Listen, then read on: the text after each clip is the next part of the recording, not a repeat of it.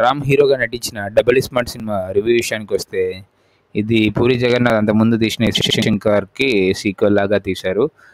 ఈ సినిమా కథ కూడా దానికి కొనసాగింపులాగా ఉంటుంది. హీరో బ్రెయిన్లో విలన్ తన మెమరీ ట్రాన్స్ఫర్ చేయడానికి ట్రై చేయడం కోసం చేసే ప్రయత్నంలో ఉంటుంది ఈ స్టోరీ అంతా.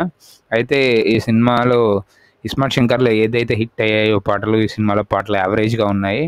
ఏ పాట కూడా అంత బ్లాక్ బస్టర్ అవ్వలేదు. అప్పుడు ఇస్మార్ట్ శంకర్లో 2-3 పాటలు బ్లాక్ బస్టర్ అవ్వడంతో ఆ సినిమాకి మంచి హైప్ వచ్చింది. అలాగే రాము యొక్క క్యారెక్టరైజేషన్ మంచి ఎనర్జెటిక్గా ఉండడంతో ఇస్మార్ట్ శంకర్ హిట్ అయింది. అయితే అదే క్యారెక్టర్ మళ్ళీ చేసిన రామ్ మునుపటంత ఎనర్జీతో చేయలేదనిపించింది, లేదా ఆ క్యారెక్టర్ కొంత మొనాటిని వచ్చింది అనిపించింది. అండ్ హీరోయిన్ గ్లామరస్గానే ఉంది, గ్లామర్గానే చూపించారు. కానీ ఈ సినిమా మొత్తానికి మైనస్ వచ్చి ఆది కామెడీ ట్రాక్, బోకా అనే కామెడీ ట్రాక్ చాలా వల్గర్గా ఉంది. ఈ ట్రాక్ లేకుండా ఉండాల్సింది. ఈ ట్రాక్ వల్ల సినిమాకి ప్రయోజనమే లేదు. ఆ ట్రాక్ తీసేస్తే 2.5 hours సినిమా 2:10 అలా వచ్చేది. అండ్ ఇంకా ఫాస్ట్ పేస్డ్గా ఉండేది. సినిమా యొక్క ఫాస్ట్ పేస్ని ఈ ట్రాక్ చెడగొట్టిందనే చెప్పాలి. అండ్ వల్గర్గా కూడా ఉండడంతో మైనస్ అయింది. సో సాంగ్లు ఈ ట్రాక్ మైనస్ అవ్వడం వల్ల ఓ మాదిరిగా ఉన్న సినిమా కూడా ఫ్లాప్ కిందకి వెళ్ళిపోయింది. కథ పరంగా బాగానే ఉంది, బట్ రొటీన్ రివెంజ్ స్టోరీనే.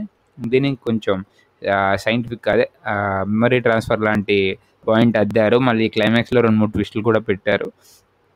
కాకపోతే ఇవన్నీ కూడా మ్యాచ్ అయ్యేవి.